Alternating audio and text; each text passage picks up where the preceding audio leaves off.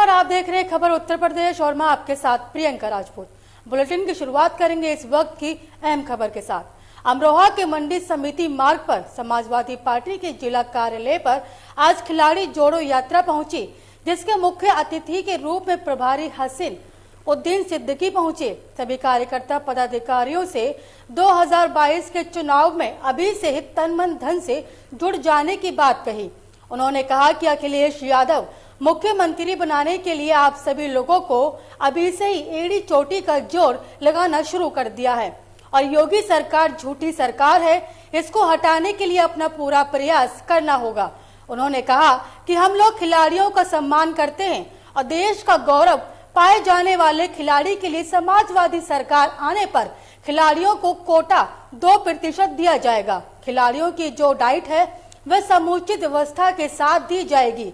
Coach की व्यवस्था की जाएगी और कोचों को उचित वेतन दिया जाएगा ताकि खिलाड़ियों को प्रोत्साहन मिल सके और देश में प्रदेश में खेल आगे बढ़ सके। सबसे पहले तो मैं ये कहूँगा कि समाजवादी पार्टी के राष्ट्रीय अध्यक्ष माननीय अखिलेश यादव जी, जो खुद भी खिलाड़ी हैं, पूर्व मुख्यमंत्री हैं, राष्ट्रीय अध्यक्ष हैं, उसके साथ साथ अच्छे खिलाड़ी हैं। फुटबॉल उन्होंने खेला, क्रिकेट और बैडमिंटन भी खेला और खिलाड़ियों के उज्जवल भविष्य की कामना करते हुए पिछले पंचवर्षीय कार्यकाल में भी उन्होंने खिलाड़ियों को बहुत आगे बढ़ाया, आर्थिक रूप से भी सहयोग किया और इसी भावना के तहत उन्होंने इस देश में पहली पार्टी समाजवादी पार्टी है जिसमें स्पोर्ट्स विंग का गठन करने का काम किया और उस स्पोर्ट्स विंग का प्रभारी मुझ जैसे खिलाड़ी को बनाया। इसके लिए मैं अपने राष्ट्रीय अध्यक्ष जी का शुक्रगुजार हूं, मैं उनका आभार व्यक्त करता हूं। मैं हसन उद्दीन सिद्दीकी वॉलीबॉल खिलाड़ी हूं, सीनियर इंडिया गोल्ड मेडलिस्ट हूं और भारतीय रेल की चेकिंग ब्रांच में नौकरी पर था। नौकरी छोड़ करके समाजवादी पार्टी समाज सेवा के उद्देश्य से मैंने ज्वाइन की।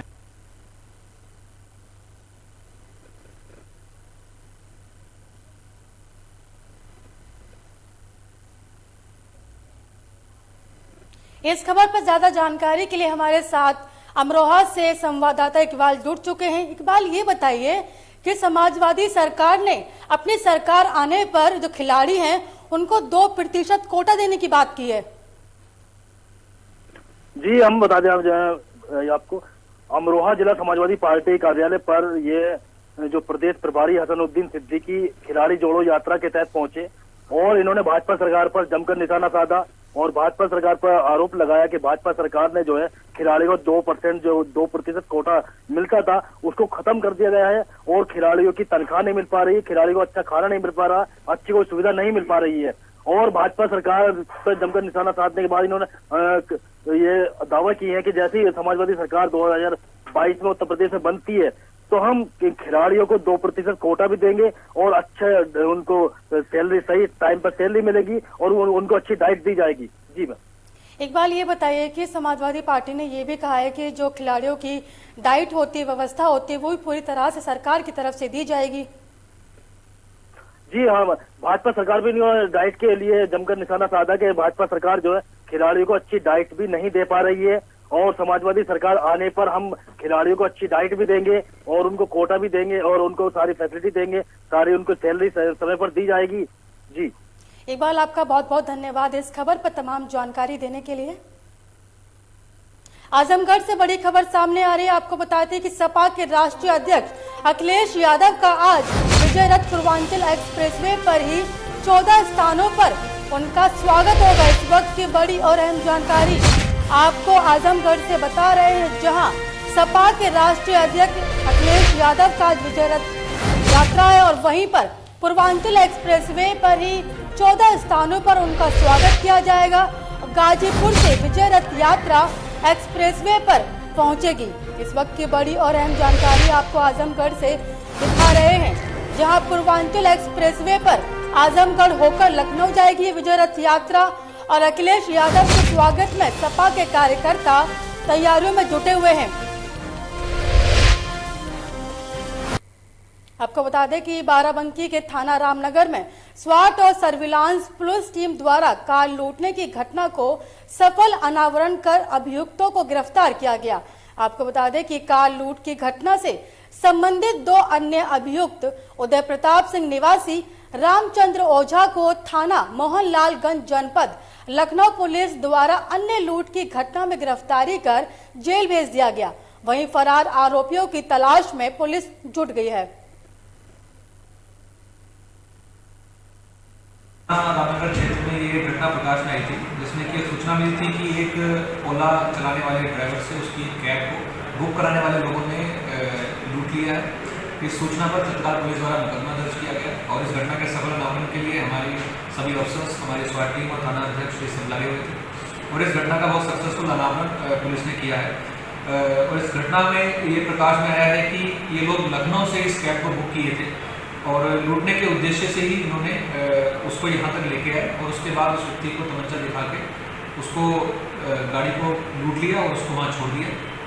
इसके बाद ये भी पता चला है कि ये लोगों ने इस घटना को करने के लिए जो बुक कराने के लिए मोबाइल इस्तेमाल किया था वो भी इन्होंने लखनऊ में लूटा था, जिसका मुकदमा। इस खबर पर ज्यादा जानकारी के लिए हमारे संवाददाता विनय मिश्रा जुड़ चुके हैं। विनय मिश्रा, ये बताइए कि पुलिस को बड़ी सफलता हासिल हुई है।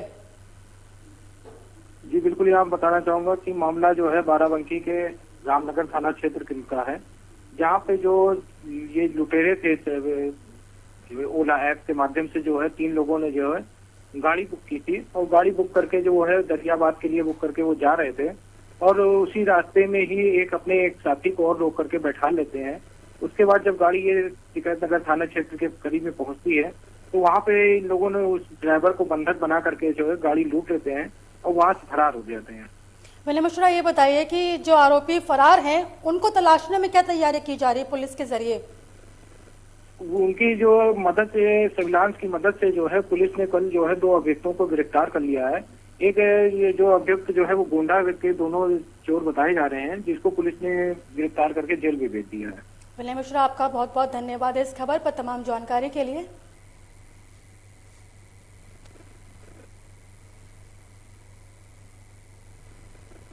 खबरों में आगे रुक करेंगे, बात करेंगे चंदौली की। चंदौली के बबूरी थाना के पांडेपुर से, जहां पर लाखों की चोरी हो जाने से इलाके में हड़कंप मच गया। आपको बता दें कि थाना बबूरी क्षेत्र में लगातार चोरियां करने की खबरें सामने आ रही हैं, जिसको नियंत्रण करने में पुलिस फिसड्डी साबित हो रही। वहीं पांडेपुर स्थित बिल्डिंग ट्रेडर्स की दुकान में पीछे से घुसकर चोरों ने चोरी की। वहीं पीड़ित ने बताया कि इससे पहले भी चोरों ने चोरी की थी और आज फिर चोरी का खबर सामने आई है। बताया कि कैश के साथ चोरों ने लाखों की चोरी की है। मैंने मौके पर यूपी पुलिस को सूचना दी है। रात में जो है हमारे यहाँ पीछे से कूद के लोग फिर चोरी हो गया। एक बार की और वारदात हुई थी, आज फिर हो गया। क्या चोरी हुआ और कितने का लगभग नुकसान सामान चोरी? 70, 80, 90 हज़ार रुपए के आसपास में टोटल कैश, लाख रुपए के आसपास में गया है। 1 लाख रुपए की? 1 लाख के टोटल कैश गया, दोनों काउंटर से मिला के चोरी हुआ। मेरे भी कम से कम 70-80 हज़ार रुपया, उनके 10-20 हज़ार रुपया सब चोरी। यूपी के चंदौली से खबर है, जहां पर जनादेश यात्रा सपा के राष्ट्रीय सचिव और पूर्व कैबिनेट मंत्री इंद्रजीत सरोज जनादेश यात्रा को लेकर चंदौली मुख्यालय पहुंचे। वहां सपा के कार्यकर्ताओं ने भव्य स्वागत किया। मुख्यालय में एक लॉन में जनसभा का आयोजन किया गया, जहां पर जन विरोधी नीतियों को लेकर सपा के कार्यकर्ताओं ने जमकर प्रहार किया और कहा कि सभी मोर्चे पर केंद्र और राज्य सरकार फेल होती नजर आ रही है। वहीं सैयद राजा के पूर्व विधायक मनोज सिंह डब्लू ने बीजेपी के विधायक और सरकार पर निशाना साधते हुए बोले कि इन लोगों ने कोई कार्य नहीं करवाया है और बोलते हुए कहा कि जब सपा सरकार आएगी तो मैं चंदौली जिले में भर्ती और स्टेडियम बनवाने का कार्य करूंगा। चंदौली जनपद में आज हमारे नेतृत्व में जनादेश यात्रा आई है। समाजवादी पार्टी के राष्ट्रीय अध्यक्ष आदरणीय अखिलेश यादव जी ने 1 सितंबर से उत्तर प्रदेश में जनादेश यात्रा प्रारंभ करने की अनुमति देने का काम किया था।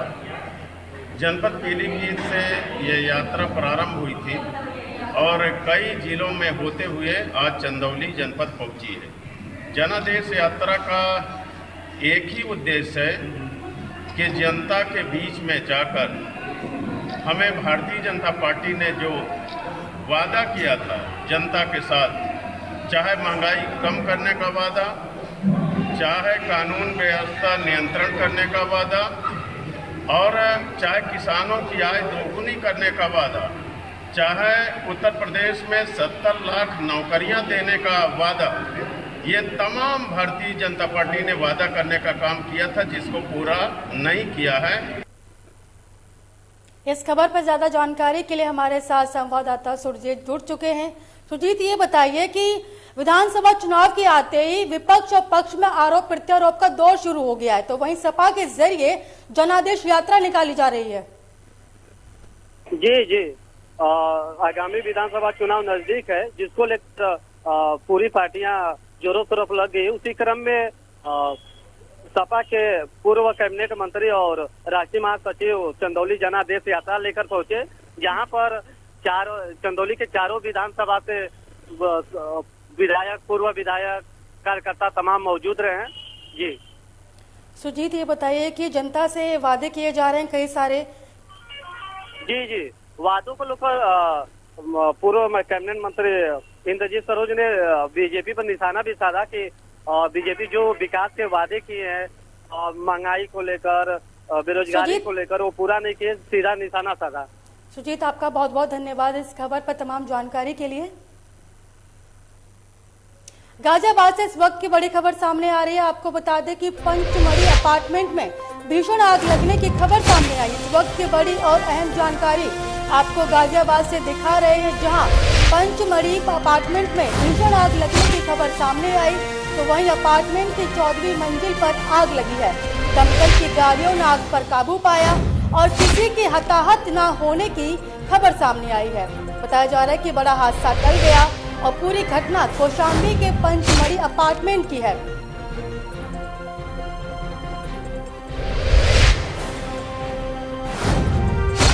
बताया जा रहा है कि बड़ा हादसा टल गया, जहां पर अपार्टमेंट में लगी आग में किसी को हताहत होने की खबर नहीं है।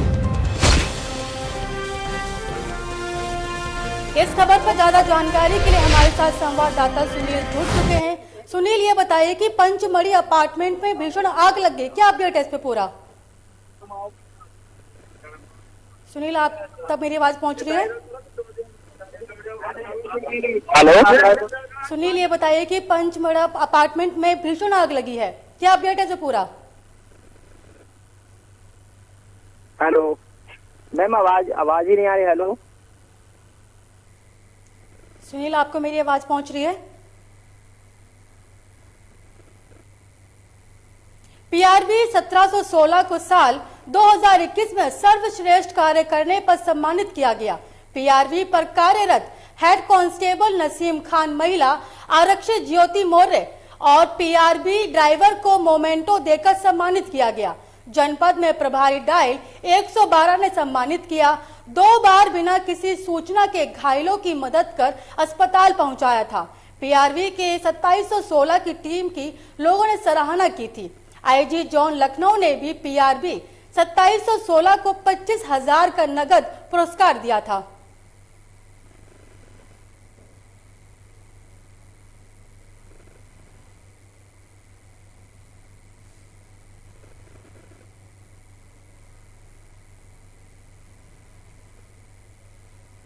जौनपुर में सांसद श्याम सिंह यादव के प्रयास से वाराणसी वाया जौनपुर से लखनऊ यात्रियों के लिए Varanasi Lucknow shuttle superfast train का शुभारंभ किया गया। जौनपुर से लखनऊ के लिए चलने वाले वरुणा एक्सप्रेस के बदले सुपरफास्ट शटल सेवा के रूप में नई ट्रेन की सौगात मिली है। वाराणसी को लखनऊ से जोड़ने वाली गाड़ियों का शुभारंभ 17 नवंबर यानी कि आज से किया जाएगा। ये नियमित ट्रेन प्रतिदिन सुबह 6 बजे कैंट स्टेशन से चलकर महज 4 घंटे 10 घंटे में लखनऊ पहुंचेगी।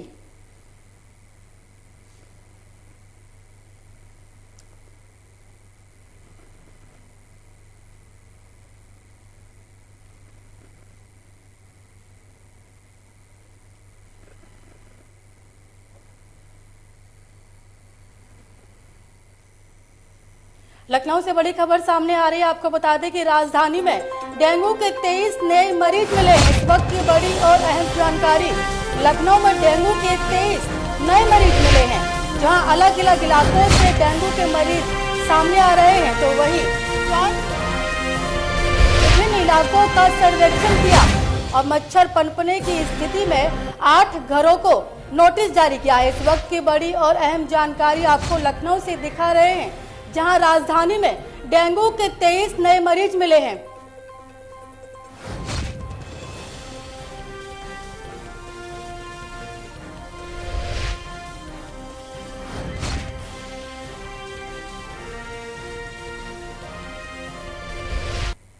लखनऊ से बड़ी खबर सामने आ रही है। आपको बता दें कि यूपी में यौन शोषण की घटनाएं तेजी से बढ़ रही हैं। इस वक्त की बड़ी और अहम जानकारी आपको लखनऊ से दिखा रहे हैं, जहां तक रिपोर्ट निकलकर सामने आई। यूपी में यौन शोषण की घटनाएं लगातार बढ़ती हुई नजर आ रही हैं, तो वहीं पीड़ितों में लड़कियों की प्रतिशत ज्यादा, लड़के भी हो रहे हैं शिकार। इस वक्त की बड़ी और अहम जानकारी आपको लखनऊ से दिखा रहे हैं, जहां पर पीड़ितों में लड़कियों की प्रतिशत संख्या ज्यादा है और लड़के भी शिकार हो रहे हैं। तो वहीं यूपी के हर हिस्से से पीड़ित बच्चे भेजे जा रहे हैं केजीएमयू।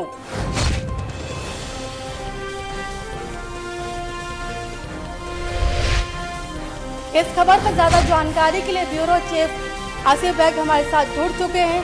आसिफ बेग, ये बताइए कि यूपी में यौन शोषण की घटनाएं तेजी से बढ़ रही, रिपोर्ट सामने आई है, क्या कहना है इस पर?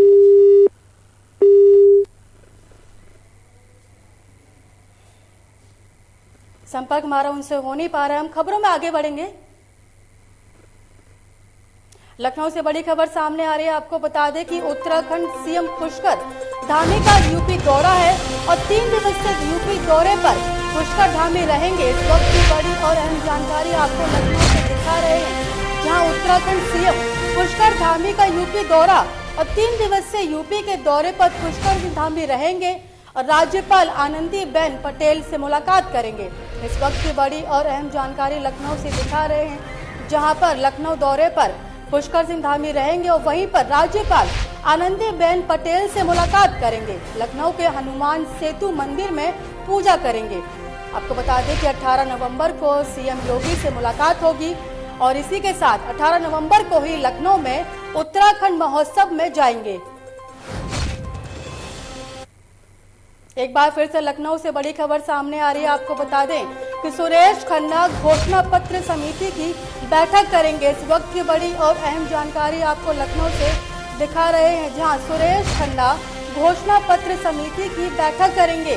आपको बता दें कि सुरेश खन्ना ने घोषणा पत्र समिति की पहली बैठक बुलाई है और विधानसभा चुनाव 2022 को लेकर बैठक की जाएगी। आपको बता दें कि विधानसभा चुनाव को लेकर कई पार्टियां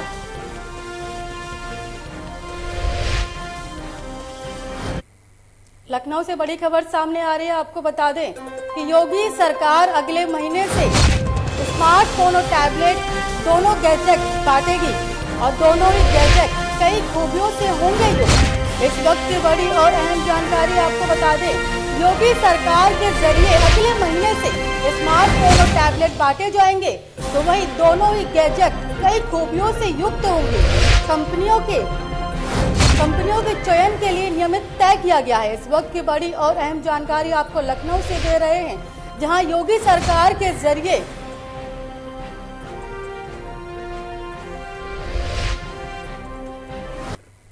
बात करेंगे मिर्जापुर की। मिर्जापुर से इस वक्त की बड़ी खबर सामने आ रही है, जहां रेलवे स्टेशन पर बड़ा हादसा हो गया। इस वक्त की बड़ी और अहम जानकारी मिर्जापुर से आपकी टेलीविजन स्क्रीन पर दिखा रहे हैं, जहां रेलवे स्टेशन पर बड़ा हादसा हुआ और ट्रैक पार करते समय ट्रेन की चपेट में आने से 3 की मौत हो गई।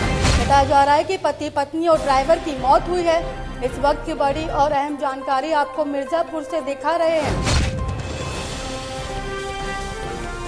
इस खबर पर ज्यादा जानकारी के लिए संवाददाता राजकुमार हमारे साथ जुड़ चुके हैं। राजकुमार, ये बताइए कि रेलवे स्टेशन पर बड़ा हादसा हुआ है और जिसमें 3 लोगों की मौत हुई है। जी, आपको बता दें कि सुबह ट्रेन की चपेट में आ जाने से 3 लोगों की दर्दनाक मौत हो गई। सुबह ट्रेन की पटरी पार करते समय ट्रेन की चपेट में लोग आ गए। जो मृतक हैं उनके परिजनों का क्या कहना है, क्या वो पहुंचे वहां पर घटना स्थल पर? मृतक के परिजन पहुंचे, पुलिस भी कार्रवाई में जुट गई शव को कब्जे में लेते हुए। लेकिन सबसे बड़ा सवाल है कि इस तरह की घटना रेलवे स्टेशन पर होती है। पुलिस कहीं न कहीं पुलिस की सुरक्षा व्यवस्था की पोल खुली है। राजकुमार, आपका बहुत बहुत धन्यवाद इस खबर पर तमाम जानकारी के लिए। मिर्जापुर से बड़ी खबर सामने आ रही है। बता दें कि तेज रफ्तार ट्रक सड़क किनारे मकान में घुसा और मकान में सो रहे 2 भाइयों की दबकर मौत हो गई। इस वक्त की बड़ी और अहम जानकारी मिर्जापुर से आपके टेलीविजन स्क्रीन पर दिखा रहे हैं, जहां एक बेकाबू ट्रक घर में घुस गया और मकान में सो रहे 2 भाइयों की दबकर मौत हो गई। परिजनों में कोहराम मच गया और पूरी घटना लालगंज थाना क्षेत्र की खजूरी की है। इस बुलेटिन में मुझे दीजिए इजाजत और देश की तमाम खबरों को देखने के लिए देखते रहिए लोकमंच न्यूज।